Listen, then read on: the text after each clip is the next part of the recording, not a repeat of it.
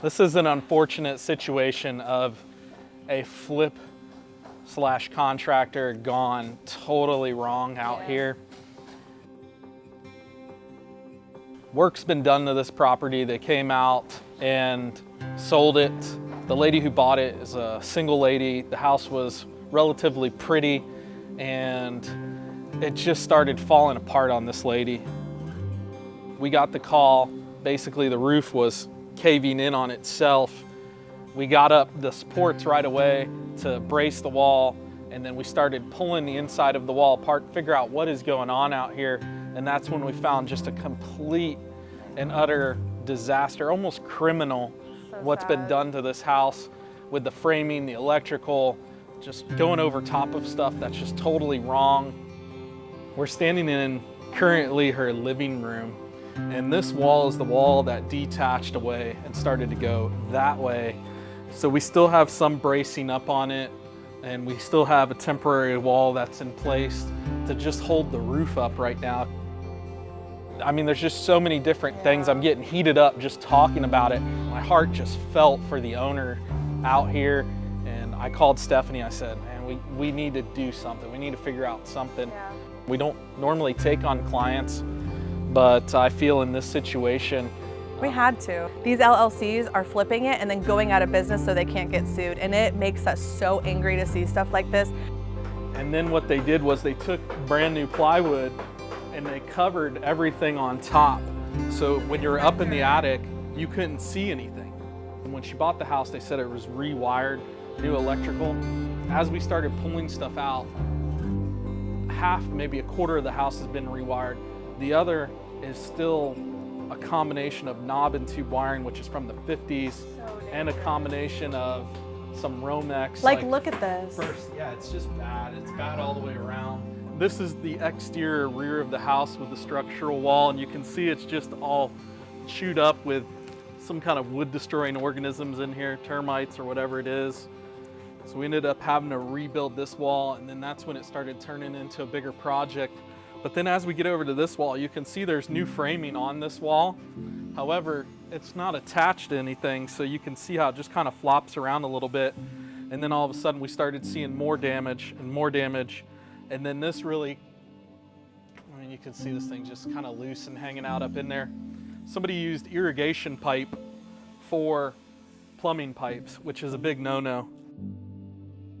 You can see here, this is new electric, which they said they rewired the whole house. This is kind of just hanging out there. And then we come over here and you can just see how, again, there's just more damage where they came through and just kind of framed up, but they left the main support up here all rotted out. And I know they saw it because they ran new framing up to it. So I know that they saw it. And then as they came around the corner, again, you can kind of see how it's a mixture of an old box with some new electric going through it. We're now putting another 100 grand into this property, and this poor lady is now in this for way too much. So we're trying to find how to maximize her square footage, how to add square footage to her property so that when she does go to sell, she'll at least break even instead of losing all of her money.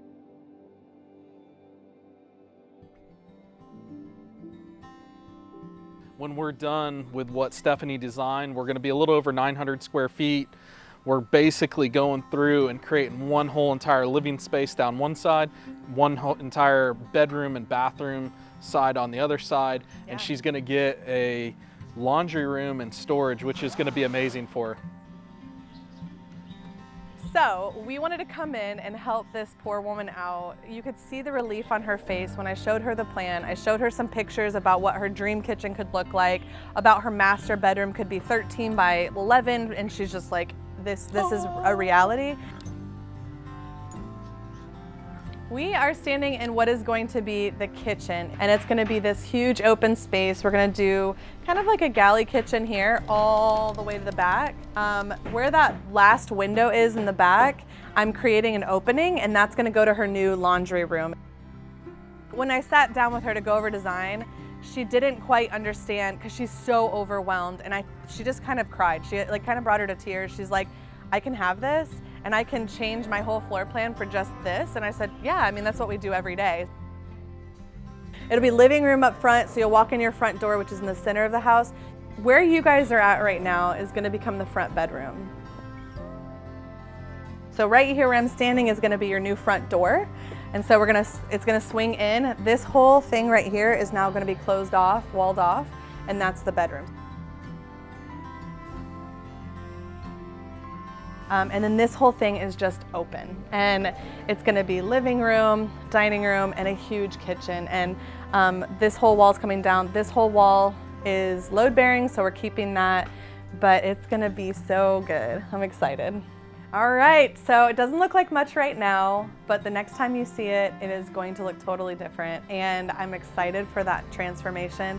So our houses, we always have analogies with real life situations, and this one, it was treated badly, it was abused, bad things have happened to it, but it doesn't mean that we can't come in and transform it. That is so good, just like Jesus wants to do for you. So I love that analogy. I'm now even more excited to work on this house because even though it has been discarded, abused, treated badly, bad things have happened to it, we are going to come in and refresh its spirit.